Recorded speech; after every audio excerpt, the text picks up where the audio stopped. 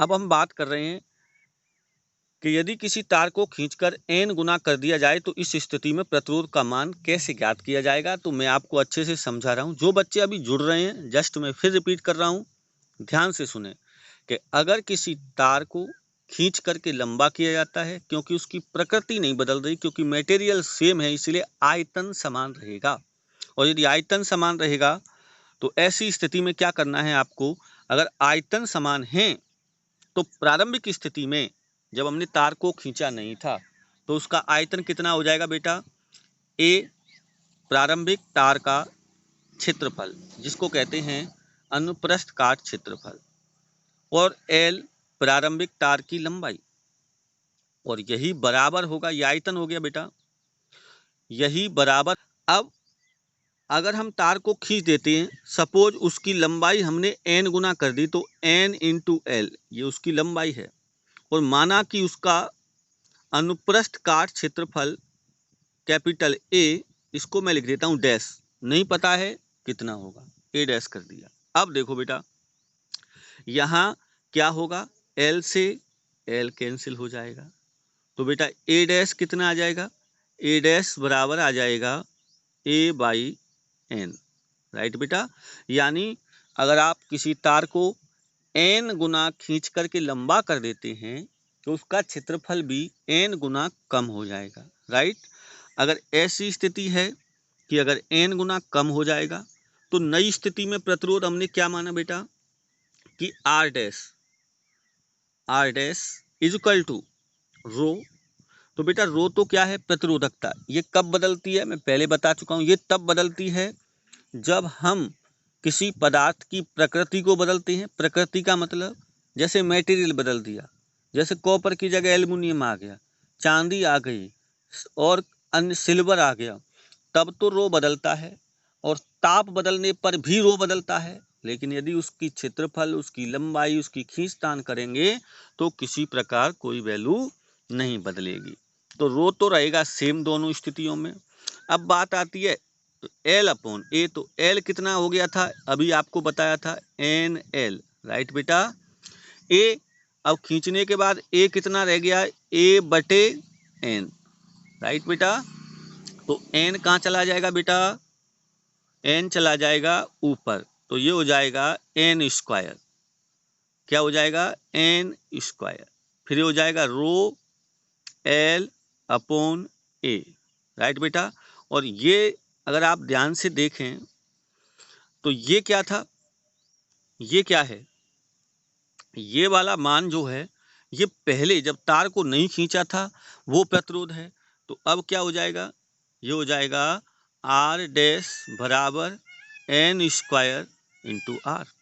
मतलब तार को जब एन गुना खींच दिया जाए तो नया प्रतिरोध पहले वाले प्रतिरोध का एन स्क्वायर गुना हो जाता है, एन स्क्वायर गुना हो जाता है। जैसे जैसे अगर किसी तार को खींचकर 3 गुना लंबा कर दिया जाए और उसका प्रारंभिक प्रतिरोध 5 ओम है, तो बताइए नया प्रतिरोध क्या होगा।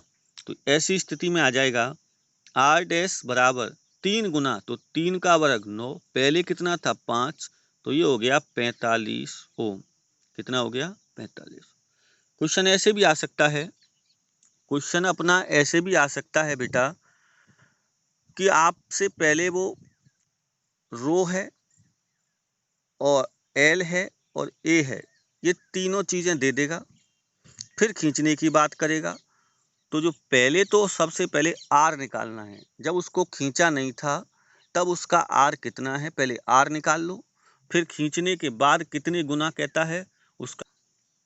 कि यदि कोई चालक तार है, उसकी प्रकृति नहीं बदलती, उसका क्षेत्रफल नहीं बदलता, अगर उसकी लंबाई बदलती है, लंबाई बदलती है, तो ऐसी स्थिति में हम जानते हैं, क्या जानते हैं बेटा, कि आर बराबर रो एल अपॉन ए।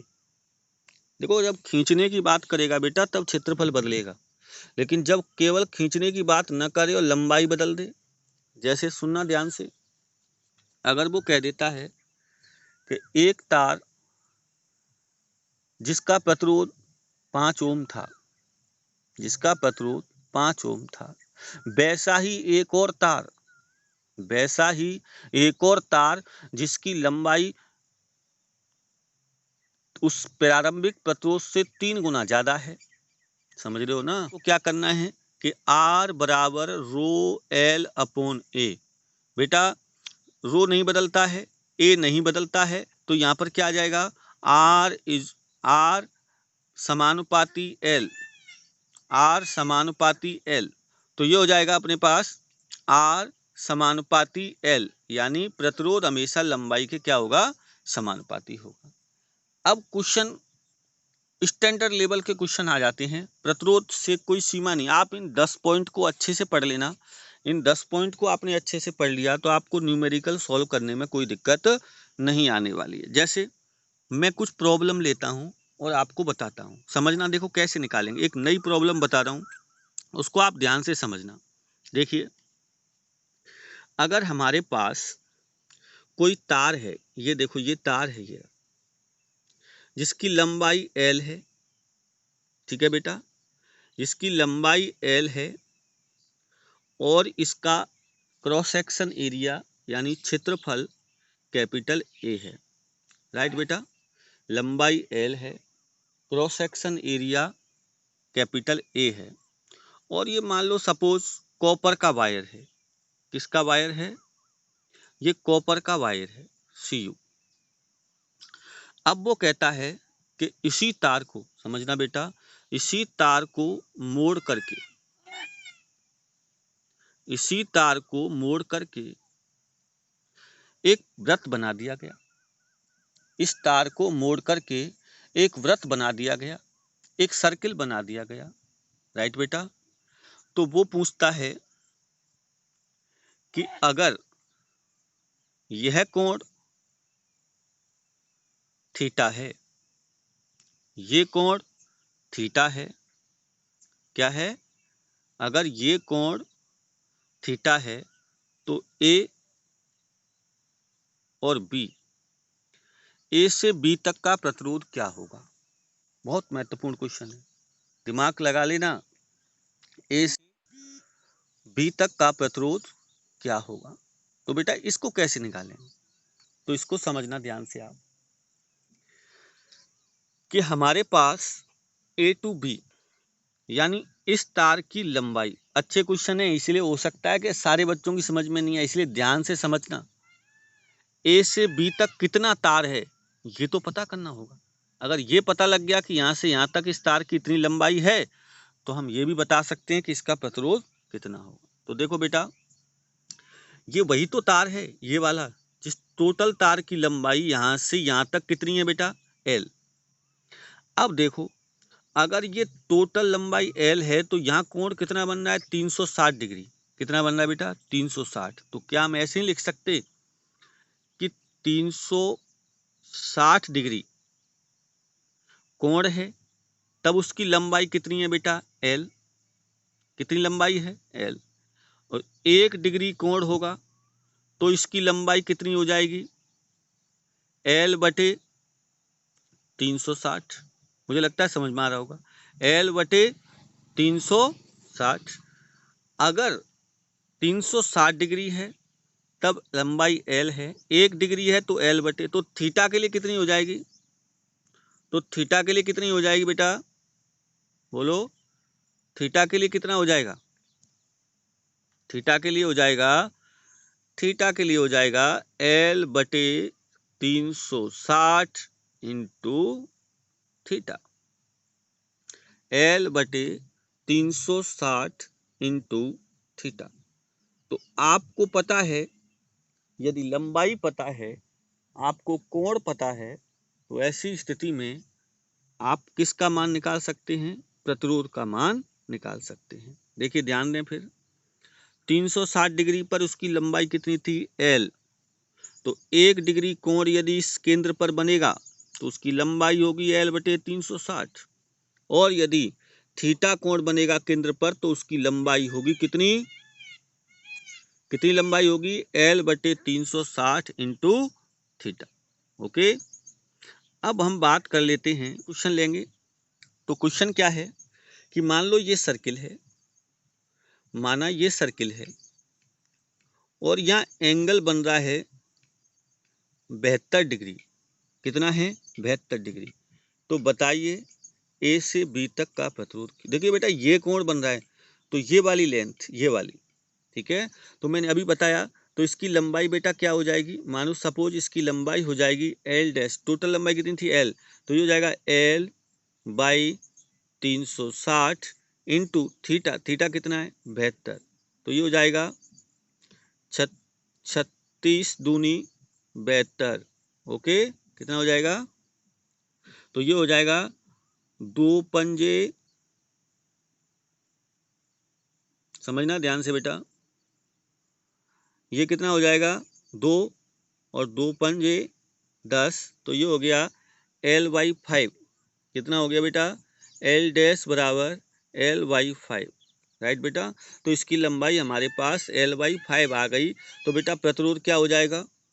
ये हो जाएगा आर बराबर रो। तार वही है, सेम तार था जैसे मोड़ा गया, रो नहीं बदलेगा। एल की जगह बेटा, एल की जगह आ जाएगा एल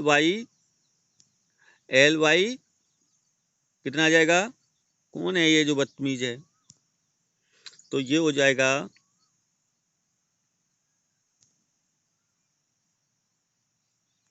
क्या रह जाएगा बेटा? आर बराबर ये हो जाएगा रो एल वाई 5 और इंटू ए। तो प्रारंभ नई स्थिति में R dash is equal to हो गया रो एल अपॉन ए, और पहले कितना था? रो एल अपॉन ए क्या था? आर। तो ये हो जाएगा, अब अपनी नई स्थिति में प्रतिरोध हो जाएगा, ये हो जाएगा आर डैश बराबर ये हो गया आर वाई 5। आर वाई 5, ये आंसर आ गया आर वाई 5। बेटा ऐसे ही सारे क्वेश्चंस करने होते हैं, ऐसे ही सारे क्वेश्चन करने हैं। जैसे एक क्वेश्चन मैं आपको देता हूं, नोट करिए आप, क्वेश्चन नोट करिए सभी बेटा। यदि कोई चालक तार जिसका प्रतिरोध कैपिटल आर, यदि कोई चालक तार जिसका प्रतिरोध कैपिटल आर वह क्षेत्रफल कैपिटल ए है, क्षेत्रफल कैपिटल ए है, कैपिटल ए है, इस तार को मोड़ करके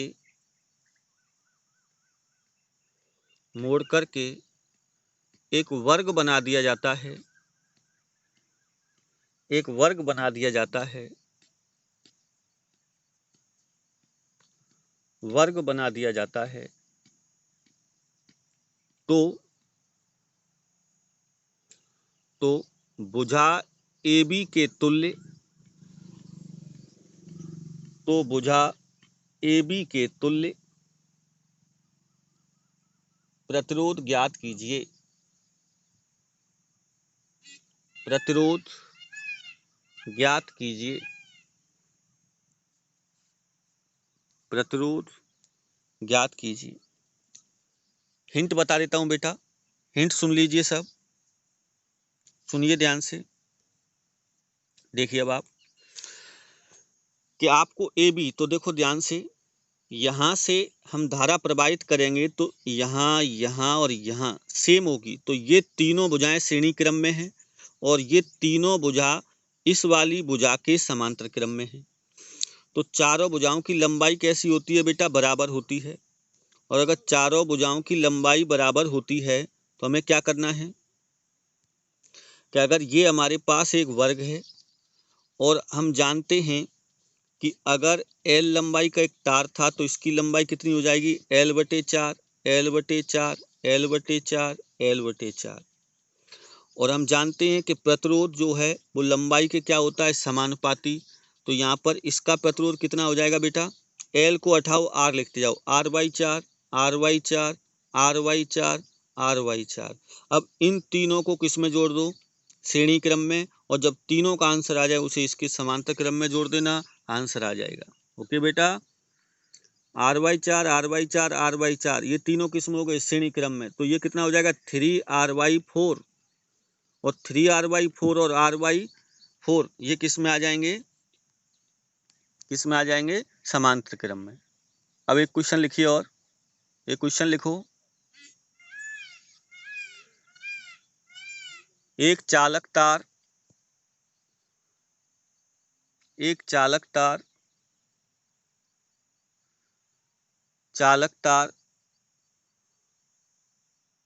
जिसका प्रतिरोध कैपिटल R व लंबाई स्मॉल l है, उसी तार को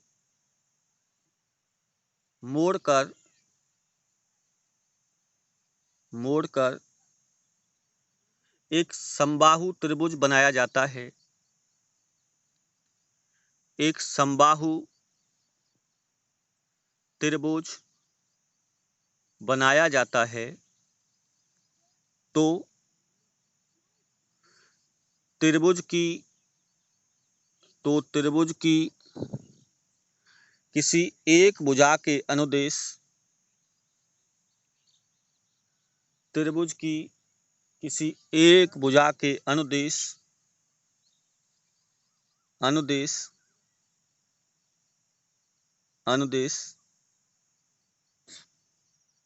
तुल्य प्रतिरोध ज्ञात कीजिए। नेक्स्ट टॉपिक में अपना आता है, तुमने पढ़ा होगा, मैंने PDF आपको सबको सेंड कर दी थी। नेक्स्ट क्वेश्चन आता है सेल। बड़ा महत्वपूर्ण टॉपिक है, क्योंकि सेल पढ़ने के बाद आएगा सेलों का, बेटा ये है सेल या विद्युत सेल। सेल जो कि विद्युत परिपथ में स्थायी विद्युत धारा प्रवाहित करता है, उसे सेल कहते हैं। विद्युत परिपथ में स्थायी विद्युत धारा प्रवाहित करता है, उसी युक्ति को हम क्या कहते हैं, सेल कहते हैं। ये दो सेल होते हैं, आपने सुना होगा प्राथमिक सेल और द्वितीयक सेल। प्राथमिक सेल वे होते हैं जो रासायनिक ऊर्जा को, अरे रुक जा भाई मत लिख कुछ, जो रासायनिक ऊर्जा को विद्युत ऊर्जा में बदलते हैं, बदलता है विद्युत ऊर्जा में, उसे हम प्राथमिक सेल कहते हैं। जैसे बहुत सारे ऐसे सेल हैं, जैसे अपना जो सूखा सेल है, लेक्लांसी सेल है, डेनियल सेल है, बेटा ये सब लैब में हैं। लेक्लांसी सेल और डेनियल सेल अपने लैब में हैं, इसे हम पढ़ेंगे। तो यहाँ पर क्या है कि जो बेटा ये कुछ लोग डिस्टर्बेंस करते रहते हैं, इनको हटाना पड़ेगा, आगे से ब्लॉक करना पड़ेगा। देखिए इनकी सबसे बड़ी खासियत होती है कि इन्हें वापस आवेशित नहीं किया जा सकता, यानी इनको चार्ज नहीं कर सकते हम, इन्हें दोबारा चार्ज नहीं कर सकते। जैसे कई टॉर्च के सेल ऐसे होते हैं जिन्हें चार्ज नहीं कर सकते, कुछ ऐसे होते हैं जिन्हें चार्ज कर सकते। तो जिन्हें हम चार्ज नहीं कर सकते वो सब प्राथमिक सेल हैं, और जिन्हें हम वापस चार्ज कर सकते हैं वो सब द्वितीयक सेल हैं। द्वितीयक सेल क्या करते हैं, जैसे आप सोचो इन्वर्टर की बैटरी है, वो क्या करती है, पहले तो उसे हम लाइट से कनेक्ट करते हैं, यानी पहले विद्युत ऊर्जा उसके अंदर किस में बदलती है, रासायनिक ऊर्जा में, और जब लाइट चली जाती है तो सोचो हम बैटरी से क्या लेते हैं, विद्युत ऊर्जा। तो इसमें दो प्रोसेस हैं। प्राथमिक सेल केवल रासायनिक ऊर्जा को विद्युत ऊर्जा में बदलता है, जबकि द्वितीयक सेल क्या करता है, बेटा द्वितीयक सेल सबसे पहले विद्युत ऊर्जा को रासायनिक ऊर्जा में और फिर रासायनिक ऊर्जा को विद्युत ऊर्जा में बदल देता है, और इन्हें वापस चार्ज भी किया जा सकता है। ये हैं कुछ सेल मैंने आपको लिख रखे हैं, सीसा संचायक सेल, और जैसे Fe निकल सेल होता है, लोहा निकल सेल, ठीक है ना, सेल है ये।